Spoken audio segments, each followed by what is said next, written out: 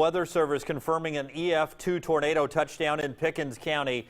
The tornado damaged 13 homes in the McMullen community along MLK Road. Now residents are working to pick up the pieces of their lives. We have live team coverage of the tornado recovery efforts tonight. WIAT 42 News reporter Parrish Alleman is live in Aliceville. Parrish, you took to the air today to get a bird's eye view of the damage. What did you see?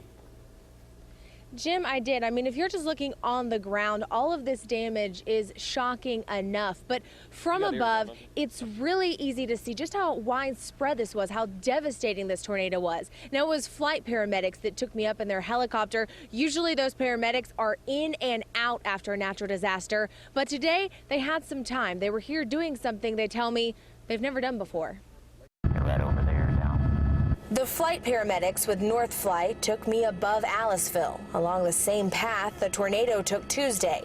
This neighborhood we're coming up on was hit very hard. We saw entire rows of trees snapped in half, houses destroyed, and several rooftops missing. Being in the center of a disaster scene is what these guys do. But Wednesday morning, they weren't flying anyone out. They were bringing supplies in.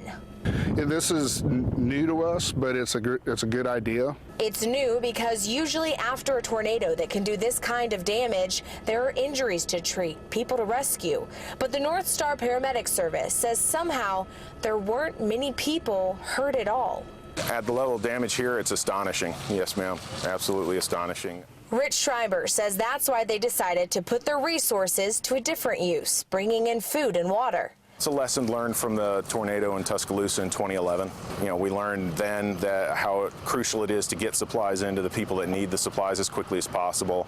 And since they didn't know at the time if their ambulances could drive through the damage, they asked North Flight to give them a hand. The nice thing with a helicopter is we can pretty much get in anywhere we need to.